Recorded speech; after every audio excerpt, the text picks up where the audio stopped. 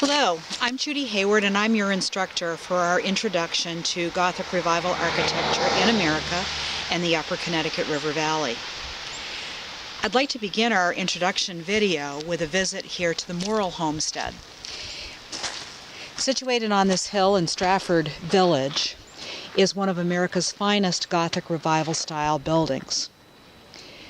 And you might ask yourself, why here? Well, the builder of this house was Justin Smith Morrill, who was a Stratford, Vermont native, had to leave school at the age of 15, went away, made his fortunes as a businessman, and returned in the late 1840s to build this house.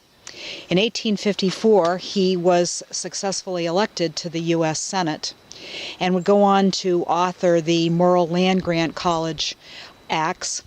And this would eventually lead to the establishment of educational institutions, universities and colleges throughout the U.S. that would educate millions of people. So Morrill really is a very important figure, a very forward-thinking figure in American history. And the question then becomes, what does this house tell us about him? And indeed, what can we learn from the study of Gothic architecture in the Upper Connecticut River Valley that tells us about national trends and how they played out locally? These are some of the questions that we'll answer as we explore Gothic Revival architecture in this educational session and the next one in our course. In the meantime, I'd like to point out just a few of the significant architectural details on the house while we're here.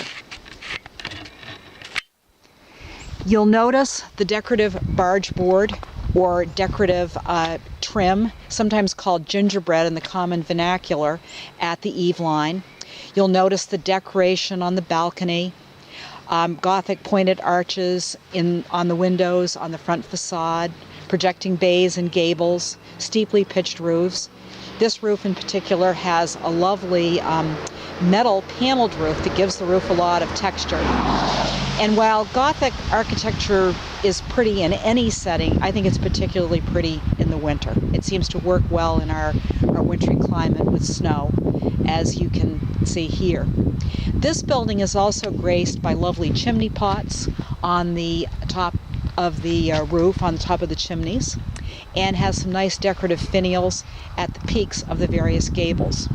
Gothic architecture is distinguished by projecting gables, both the large ones and the smaller dormers, the decorative gingerbread or bargeboard trim, and the use of various types of unusual windows. And if you'll notice the window in the peak in the foreground, it has three circles, and that really takes its inspiration from clover.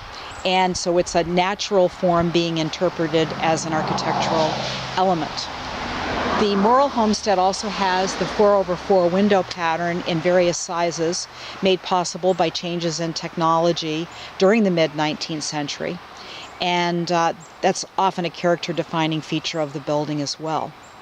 So I hope the Morrill Homestead whets your appetite for the study of houses and also cathedrals, small country churches, and collegiate buildings, because it became very, very popular in its use in America, both for colleges and for church buildings.